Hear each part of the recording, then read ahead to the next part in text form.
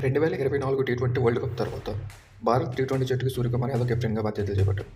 కెప్టెన్గా సూర్యకుమార్ మంచి నిర్ణయాలు తీసుకున్నాడు, యువ ఆటగాళ్ళకి స్వేచ్ఛనిచ్చాడు. వరుసగా సిరీస్లు నెగ్గుతూ అలాగే 2026 టీ20 వరల్డ్ కప్ కూడా నెగ్గాడు. అయితే బ్యాటింగ్ ఫామ్ చూస్తే కనుక చాలా తక్కువగా ఉంది. ఆశించిన స్థాయిలో పరుగులు చేయలేకపోయాడు.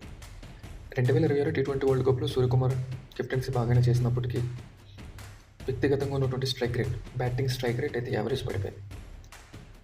సో పూర్తిగా తన యొక్క ఫామ్ చూస్తే ఐపీఎల్లో కూడా ఫామ్ చేస్తే కనుక లాస్ట్ మ్యాచ్లో 56 రన్స్ మాత్రమే చేశాడు. సో సూర్యకుమార్ చేసినటువంటి కెప్టెన్సీ ఏదైతే ఉందో అది టాప్ మ్యాచ్ అని చెప్పొచ్చు. కాకపోతే బ్యాటింగ్ పర్ఫార్మెన్స్ అనేది చాలా వరకు తగ్గిపోయిందని చెప్పొచ్చు.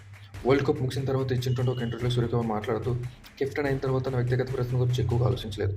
జట్టు గెలుస్తుంటే నేను సరైన దారిలో ఉన్నానని నమ్మను. 2024లో ఆ క్యాచ్ నా జీవితాన్ని మార్చేసింది. ఇప్పుడు వరల్డ్ కప్ కెప్టెన్గా గెలవడం నా జీవితాన్ని మరోసారి మార్చిందని చెప్పాడు. అయితే ప్రస్తుతం టీ20 వరల్డ్ కప్లో సూర్యకుమార్ స్థానం ఏంటనేది ప్రజెంట్ చర్చ జరుగుతూనే ఉంది. అయితే తన కెప్టెన్సీ మీద కూడా చాలా వరకు ప్రశ్నలు వస్తున్నాయి. అతను కెప్టెన్సీ కొనసాగిస్తారా, లేకపోతే కెప్టెన్సీ నుంచి అండ్ టీమిండియా టీ20 జట్టు నుంచి ప్లేస్ కోల్పోతాడు అనేది వేచి చూడాలి. సూర్యకుమార్ యాదవ్ మళ్ళీ తన ఫామ్ను అందుకొని భారత్ జట్టులో కీలక పాత్ర పోషిస్తాడా? మీ అభిప్రాయం కామెంట్స్లో చెప్పండి. Thank you for watching. Like and share, subscribe.